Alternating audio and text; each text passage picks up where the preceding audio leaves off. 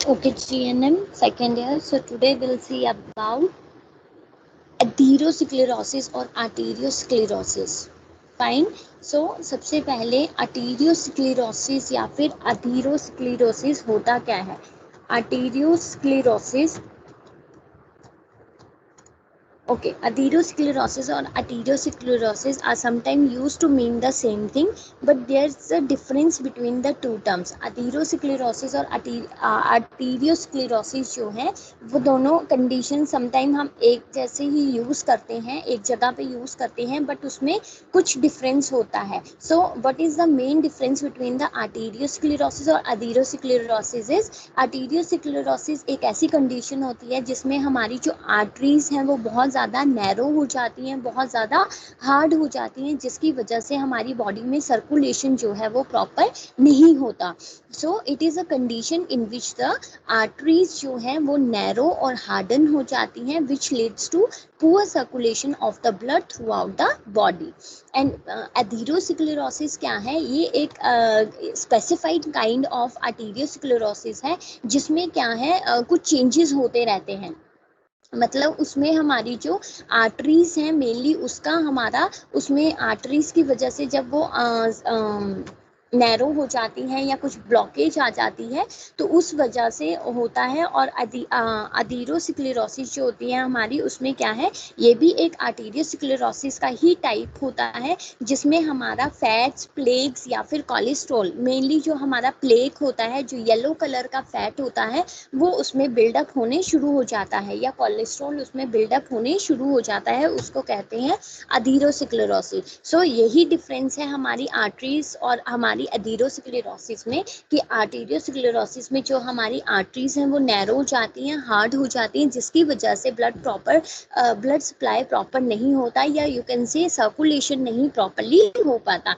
Atherosclerosis is a specific kind of arteriosclerosis जिसमें क्या होता है, हमारा फैट्स और कोलेस्ट्रॉल जो है वो हमारी आर्टरी वॉल्स में क्या है बिल्डअप होने शुरू हो जाता है. मेनली वहाँ पे एक प्लेक फॉर्मेशन हो जाती है. प्लेक फॉर्मेशन जो मतलब हमारा फैट्स और कोलेस्ट्रॉल जो बिल्डअप होता है वही हमारा प्लेक होता है. Plaque is a yellowish colour का वहाँ पे ऑब्स्ट्रक्शन सी आ जाती है, मतलब वहाँ पे बिल्डअप होने शुरू हो जाता है, उसको बोलते हैं अथीरोस्क्लेरोसिस. Then next comes to what are the causes of atherosclerosis or atherosclerosis. So first is ना, if the patient is having high blood pressure, अगर पेशेंट को हाइपरटेंशन है, हाई ब्लड प्रेशर है, तो चांसेस हो सकते हैं. अगर पेशेंट का कोलेस्ट्रॉल लेवल जो है वो एलिवेटेड है, हायर साइड में है, तब चांसेस हो सकते हैं. ट्राइग्लिसराइड्स, अगर ट्राइग्लिसराइड का लेवल भी बहुत ज़्यादा हाई है, it's a type of fat जो हमारे ब्लड में प्रेजेंट होता है, अगर उस फैट का जो अमाउंट है वो बहुत ज़्यादा हाई है तब चांसेस हो सकते हैं. और अगर कोई पेशेंट स्मोकिंग करता है या फिर टोबैको यूज़ करता है तब भी चांसेस होते हैं कि पेशेंट को एथीरोस्क्लेरोसिस हो सकता है.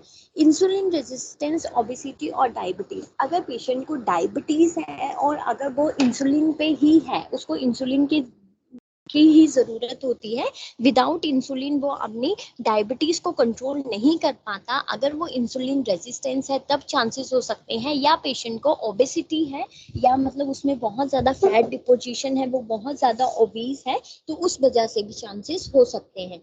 Then next comes to inflammation, अगर हमारी बॉडी में कोई भी इन्फ्लामेशन हुई है विदाउट एनी नोन कोज, मतलब उसका कॉज हमें पता नहीं है कि किस वजह से हमें जो है वो इन्फ्लामेशन हुई है, बट अगर हमारी बॉडी में कोई भी इन्फ्लामेशन हुई है वो किसी भी कॉज से हो सकती है, जैसे कि अगर पेशेंट को आर्थराइटिस है, ल्यूपस है या फिर सोरियासिस है या फिर कोई भी इन्फ्लामेटरी बाउल डिजीज है, अगर इनमें से कोई भी डिजीज की वजह से पेशेंट को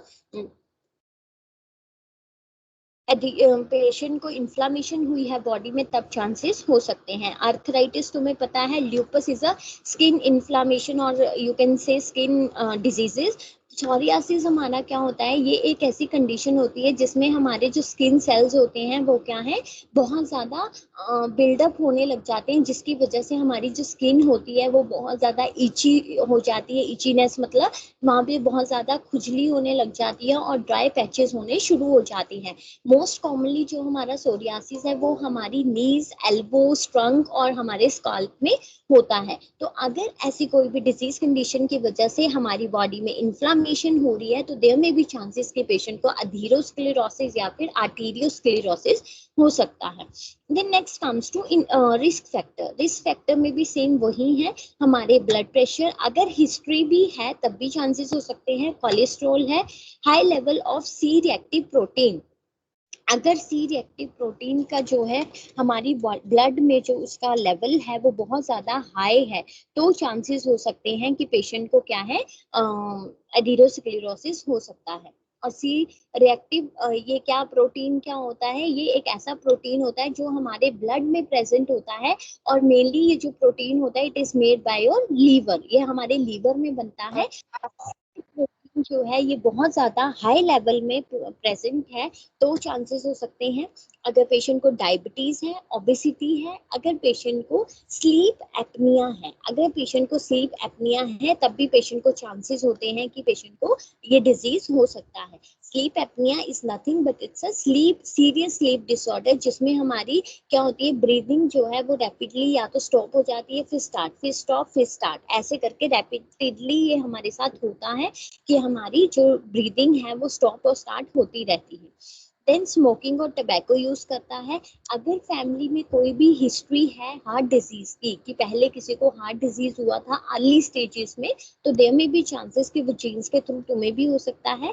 लैक ऑफ एक्सरसाइज, अगर तुम फिजिकली इनएक्टिव हो, तुम फिजिकल एक्टिविटी नहीं करते हो, तब भी चांसेस हो जाता है कि फैट या कोलेस्ट्रॉल तुम्हारी बॉडी में बिल्डअप होना शुरू हो जाए, जिसकी वजह से तुम्हें ये प्रॉब्लम हो सकती है।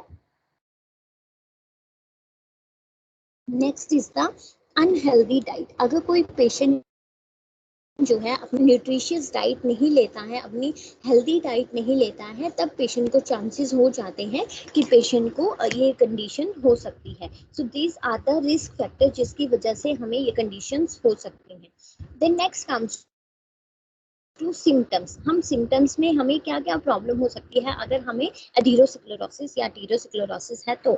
If you have atherosclerosis in your heart arteries, अगर एथेरोस्क्लेरोसिस मतलब हमारा जो फैट या कोलेस्ट्रॉल हमारी हार्ट की आर्टरीज में अगर बिल्डअप हो गया है, तो उसमें क्या हो सकता है, हमें चेस्ट पेन और प्रेशर हो सकता है, मतलब हमें एंजाइना पेन हो सकती है, जिसमें ऐसे लगता है कि कोई स्क्वीज कर रहा है या बहुत ज़्यादा प्रेशर पड़ रहा है या बहुत ज़्यादा चेस्ट पेन हो जाती है।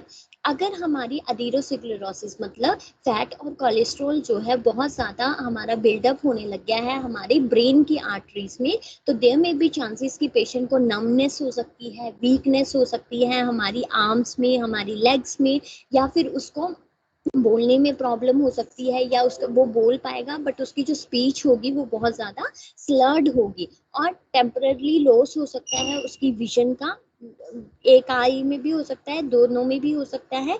ड्रूपिंग मसल्स हो सकती हैं, हमारी जो मसल्स होंगी फेस की वो ड्रूपिंग मसल्स हो जाएंगी। ड्रूपिंग पता है क्या होता है, जीएनएम, जो हम मेनली ओल्डर एज पीपल में देखते हैं। ऐसे में बेल्स बोलिए पाल्सी भी मैडम।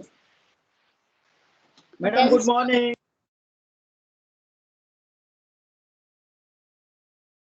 बेल्स पाल्सी तुमने सुना होगा, तो उसमें क्या होता है, जो हमारी फेशियल मसल्स हैं वो थोड़ी सी लटक सी जाती हैं, मतलब तो उस कंडीशन को हम कहते हैं ड्रूपिंग ऑफ द मसल्स, उस पर्टिकुलर टर्म को। तो उसमें ड्रूपिंग मसल्स हो सकती हैं मेनली हमारे फेस की, जो हम ओल्ड एज पीपल में नॉर्मली देखते हैं। The signal is signal a transient ischaemic attack which if left untreated में प्रोग्रेस टू स्ट्रोक। ये जो सिग्नल्स हैं, ये सारे सिम्टम्स हैं, इससे हमें क्या हो सकता है, इस्चेमिक अटैक भी हो सकता है। अगर हम उसको प्रॉपर्ली ट्रीट नहीं करें तो देयर में भी चांसेस कि पेशेंट को स्ट्रोक हो जाए। अगर हमारी जो एथेरोस्क्लेरोसिस है वो हमारी आर्म्स और लेग्स की आर्टरीज में हुआ है तो there may be chances of having peripheral artery disease होने के चांसेस रहते हैं, जिसकी वजह से क्या होता है क्लॉडिकेशन होने के चांसेस रहते हैं। मतलब हमारी जो पेन लेग जो है उसमें बहुत ज्यादा पेन होगी जब हम चलने लगेंगे तो even the person is not able to walk properly. तो उस टाइम पे अगर पेरिफेरल आर्टरी डिजीज हो जाए तो उसमें क्या होता है पेशेंट को चलने में दिक्कत आती है, बिकॉज क्यों, उसकी जो लेग है वो बहुत ज्यादा पेन कर रही है। देन नेक्स्ट कम्स टू, और ये जो पेन है ये सिर्फ लेग्स में नहीं होती है, ये आर्म्स में भी हो सकती है। Then next comes to decrease blood pressure in the affected lung, और जो हमारी अफेक्टेड लिंग होंगी उनमें जो ब्लड प्रेशर है डिक्रीज ब्लड प्रेशर भी हो सकता है, हाइपोस्टेटिक ऑर्थोस्टेटिक हाइपोटेंशन होने के भी चांसेस हो सकते हैं।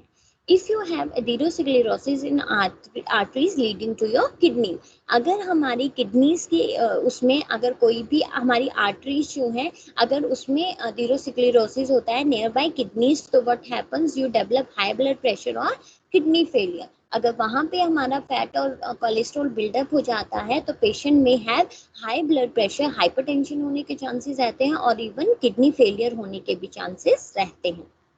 Then next comes to complications patient को क्या क्या हो सकती हैं।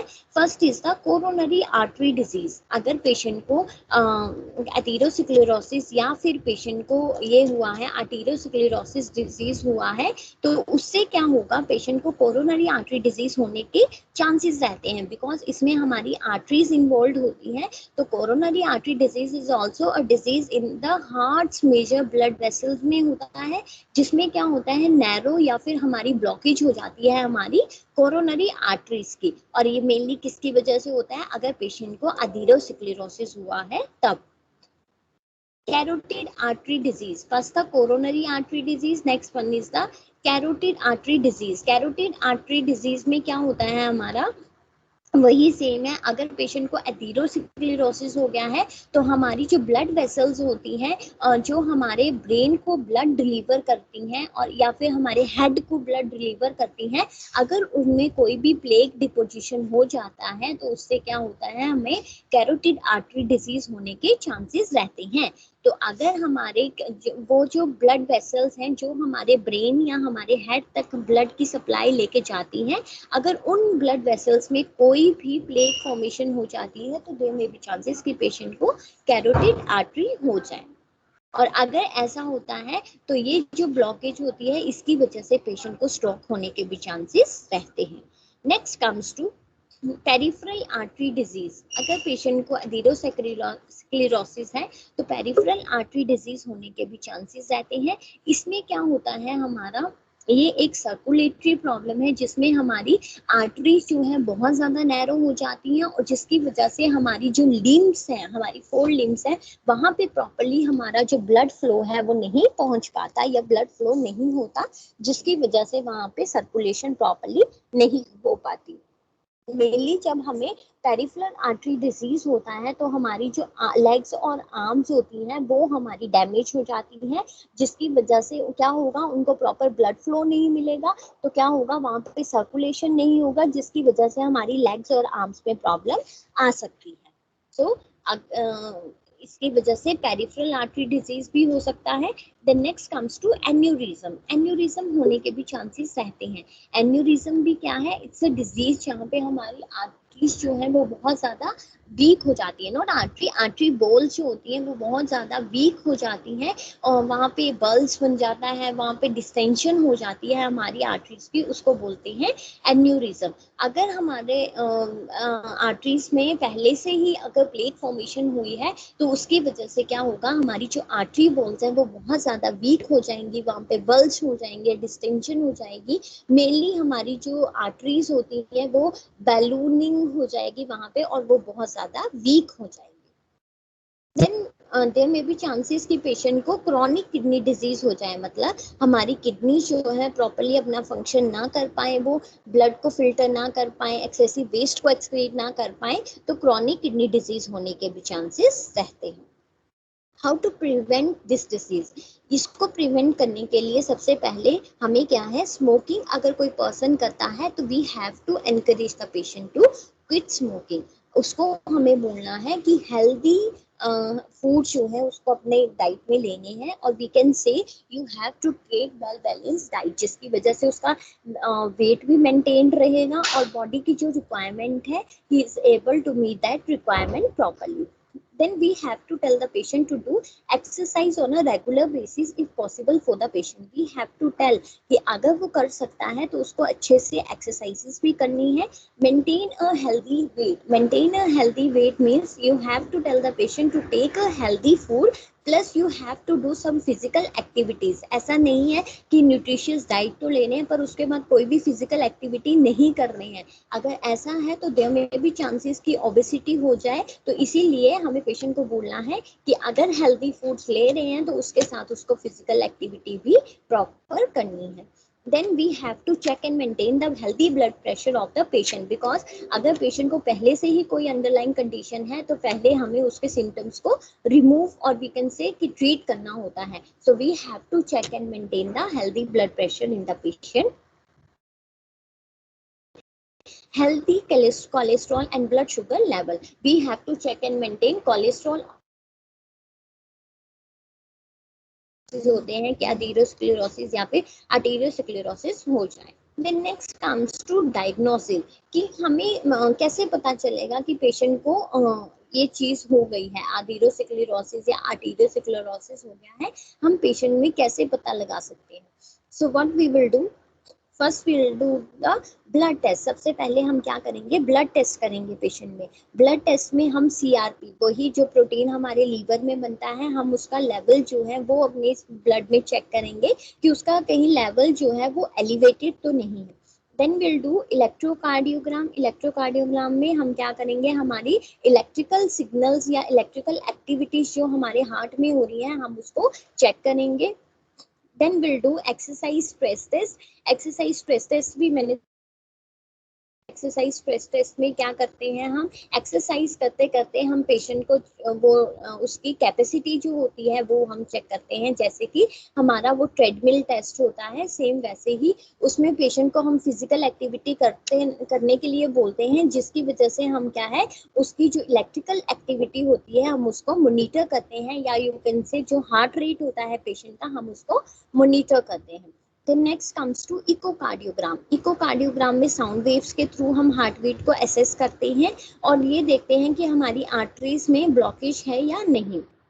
Then we'll go for Doppler ultrasound. So Doppler ultrasound भी हम पेशेंट का करते हैं।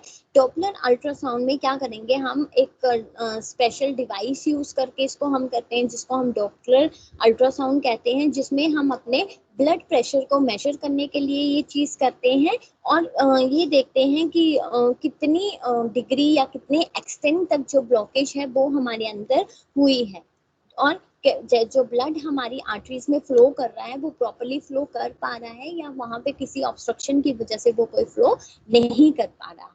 Then next comes to ankle brachial index. उसके बाद हम क्या करेंगे, एंकल ब्रेकियल इंडेक्स करेंगे, जिसमें हम क्या करते हैं, ये जो एक टेस्ट होता है इसमें क्या करते हैं कि एथेरोस्क्लेरोसिस चेक करने के लिए कि वो हमारी कहीं लेग्स या हमारी फीट की जो आर्टरीज हैं कहीं वहां पे भी तो नहीं हो गया है। तो मेनली हम ये टेस्ट इसीलिए चेक करते हैं कि जो एथेरोस्क्लेरोसिस है, मतलब जो फैट और कोलेस्ट्रॉल की डिपोजिशन है कहीं वो हमारी लेग्स और फीट की आर्टरीज में तो नहीं हो गई है।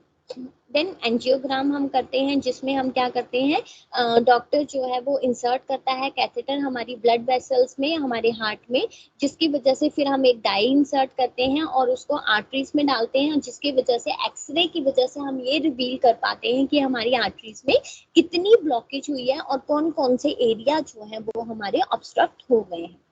Then will go for coronary calcium, हाँ, coronary calcium scan. So coronary calcium scan हम पेशेंट का क्यों करते हैं, क्योंकि हमें ये देखने के लिए, जिसकी वजह से okay coronary calcium scan is also known as heart scan, हम इसको हार्ट स्कैन भी बोलते हैं। और इसमें हम मेनली चेक क्या करते हैं कि हमारी जो कोरोनरी आर्टरीज हैं कहीं वहाँ पे कैल्शियम डिपोजिशन तो नहीं होने लग गया है, या वी कैन से कैल्सिफिकेशन तो वहाँ पे नहीं होने लग गई है। अगर वहाँ पे कोई भी कैल्शियम डिपोजिशन कैल्सिफिकेशन हो रही है तो देयर मे बी चांसेस कि पेशेंट को कोरोनरी आर्टरी डिजीज भी हो सकता है। सो हार्ट स्कैन की हेल्प से हम यही देखते हैं कि कोरोनरी आर्टरीज जो है उसमें कहीं पे हमारी कैल्शियम डिपोजिशन तो नहीं हो रही है। अदर इमेजिंग टेस्ट में वी कैन डू, हम क्या कर सकते हैं, MRA sorry magnetic resonance angiography हम पेशेंट की कर सकते हैं, और पेट स्कैन हम पेशेंट का कर सकते हैं, जिसमें हम डाई इंसेक्ट करके यही चेक करेंगे कि हमारी जो आर्टरीज हैं वो कितनी नैरोड हो गई हैं, कितनी हार्ड हो गई हैं, और वहां पे कोई एन्यूरिज्म की प्रेजेंस तो नहीं है। Diagnosis understood, GNM second year, or you have any question?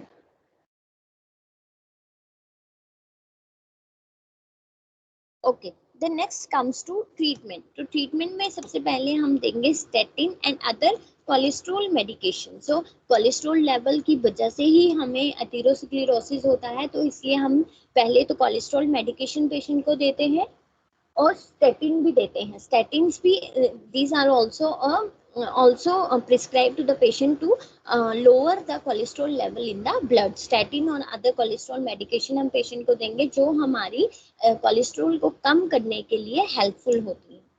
Then आता है ब्लड थिनर्स, हम पेशेंट को देंगे। ब्लड थिनर्स हम पेशेंट को दे सकते हैं, जैसे कि हमारा एस्पिरिन हम मेनली यूज करते हैं ब्लड थिनर्स में, तो एस्पिरिन हम पेशेंट को दे सकते हैं। और भी बहुत सारी मेडिकेशंस हैं जो हम पेशेंट को दे सकते हैं, जैसे कि हमारी हो गई डेल्टेपैरिन हो गई, हिपैरिन हो गई, रिबार एपिक्सवैन, ऐसी कुछ मेडिकेशंस हो गई जो हम पेशेंट को दे सकते हैं। अगर हमारी जो आर्टरीज हैं बहुत ज़्यादा नैरो हो गई हैं और ब्लड फ्लो प्रॉपर्ली नहीं हो पा रहा है, या फिर ब्लॉकेज जो वहाँ पे हुई है, ऑब्स्ट्रक्शन जो हुई है, उसको इम्प्रूव करने के लिए हम पेशेंट को ब्लड थिनर्स देते हैं। Blood pressure medication, anti hypertensive drugs हम पेशेंट को दे सकते हैं। अगर वहाँ पे पेशेंट को हाइपरटेंशन है तो उसको रिड्यूस करने के लिए हम ये मेडिकेशन देते हैं। अदर मेडिकेशन में हम दे सकते हैं अगर पेशेंट को कोई भी अंडरलाइन कंडीशन है। मैंने पहले ही बोला, जैसे कि पेशेंट को डायबिटीज है तो उसमें इंसुलिन हम पेशेंट को दे सकते हैं, मेटफॉर्मिन पेशेंट को दे सकते हैं। अगर पेशेंट को लेग्स आर्म पेन हो रही है तो we can give patient painkiller भी हम उसको दे सकते हैं। Then next comes to surgery. अगर पेशेंट को एथेरोस्क्लेरोसिस हो गया है तो उसमें हम क्या करते हैं, सबसे पहले हम एंजियोप्लास्टी करते हैं। ये भी एक मेडिकल प्रोसीजर है जिसमें हम क्या करते हैं, जो हमारी नैरोड या फिर ब्लॉक्ड आर्टरीज होती हैं, हम उसको अराउंड द हार्ट हम उसको ओपन करते हैं और उसको क्या करते हैं एंजियोप्लास्टी के इसमें कि उसमें अगर हमें स्टंट प्लेस करना है तो वहाँ पे हम स्टंट प्लेस कर देते हैं, जिसकी वजह से जो ऑब्स्ट्रक्शन है वो खुल जाती है, और अगर वहाँ पे जो ब्लड फ्लो प्रॉपरली नहीं हो रहा है वो इजीली वहाँ पे फ्लो होने शुरू हो जाता है। Next comes to endarterectomy. Endarterectomy क्या है, ये भी एक सर्जिकल प्रोसीजर है जिसमें हम क्या करते हैं, अगर हमें कोई भी एडिरेमेटिस प्लेक अगर हमारी आर्टरी में या मटेरियल या फिर उसने कोई ब्लॉकेज की हुई है तो हम क्या करते हैं, उस चीज़ को बाहर निकालने के लिए, रिमूव करने के लिए हम ये प्रोसीजर करते हैं। It is a surgical procedure जिसमें हम आर्टरी वॉल्स, जो नैरोड आर्टरी वॉल्स होती हैं जहाँ पे प्लेक मटेरियल प्रेजेंट होता है, उसको हम रिमूव करते हैं। Then next comes to fibrinolytic therapy. So fibrinolytic therapy हम पेशेंट को क्यों देते हैं, अगर हमारी आर्टरीज जो है वो प्रॉपर ब्लॉक्ड हो गई हैं, this is also known as thrombolytic therapy. ये हम क्या करते हैं कि हम इसमें जो ब्लड क्लॉट्स होते हैं उसको हम लाइज करने के लिए, ब्रेक डाउन करने के लिए हम ये चीज देते हैं। थ्रोम्बोलाइटिक थेरेपी हम ब्लड क्लॉट को लाइज करने के लिए, ब्रेक डाउन करने के लिए हम देते हैं। वहाँ पे हम क्या करते हैं, एक्टिवेट कर देते हैं प्लाज्मिनोजन को, जो हमारी प्लाज्मिन की फॉर्मेशन करता है, जिसकी वजह से जो हमारा थ्रोम्बस ऑब्स्ट्रक्शन जो भी होती है वो वहाँ पे ब्रेक डाउन उसका हो जाता है। Then at the end we can do coronary and coronary artery bypass surgery. bypass surgery का तुम्हें पता है, एक न्यू रोड बना देते हैं जहां से क्या हो, ऑब्स्ट्रक्शन हो उस चीज को छोड़ के वहां से एक नया वे बना देंगे जहां से अगर ऑब्स्ट्रक्शन से ब्लड फ्लो अगर हमारा रुक रहा है तो वो न्यू वे से आके प्रॉपर ब्लड फ्लो या फिर सर्कुलेशन होने शुरू हो जाए। देन हमारी लाइफस्टाइल एंड होम रेमेडीज क्या होती हैं एथेरोस्क्लेरोसिस पेशेंट के लिए, कि हम क्या कर सकते हैं। तो इसमें सबसे पहले हम स्मोकिंग के लिए बोल सकते हैं पेशेंट को कि अगर वो स्मोकिंग करता है तो उसको स्मोकिंग जो है वो क्विट करनी है। देन हम पेशेंट को बोल सकते हैं एक्सरसाइज अच्छे से करनी है, उसको हेल्दी वेट जो है वो मेंटेन करके रखना है, हेल्दी फूड्स पेशेंट को लेने हैं। अगर वो फूड प्रॉपरली नहीं ले रहा है तो देयर में बी चांसेस कि उसका जो वेट है वो कहीं ना कहीं कम हो सकता है, जिसकी वजह से उसको क्या है फर्दर प्रॉब्लम भी आ सकती है। Then next comes to healthy foods हो गया एंड मैनेज स्ट्रेस। अगर पेशेंट को किसी भी टाइप का कोई भी स्ट्रेस है तो हम उस पेशेंट को बोलेंगे कि स्ट्रेस को कम करना है। Okay, so next comes to हमारे नर्सिंग डायग्नोसिस हमारे क्या क्या हो सकते हैं। सो एक्यूट पेन हो सकता है किसकी वजह से, कि हमारी जो ब्लड सप्लाई है वो प्रॉपर नहीं हो रही है, जिसकी वजह से ऑक्सीजन सप्लाई की जो डिमांड है वो बहुत ज़्यादा है और उतना हम उसको मीट नहीं कर पा रहे हैं, जिसकी वजह से एक्यूट पेन हो सकता है। इनइफेक्टिव टिश्यू परफ्यूजन हो सकता है बिकॉज हमारी जो आर्टीरियल ब्लड फ्लो है वो प्रॉपर नहीं है ड्यू टू सम ऑब्स्ट्रक्शन, की वो ब्लड फ्लो जो है वो प्रॉपर नहीं हो रहा है और उसकी वजह से इनइफेक्टिव टिश्यू परफ्यूजन होने के चांसेस रहते हैं।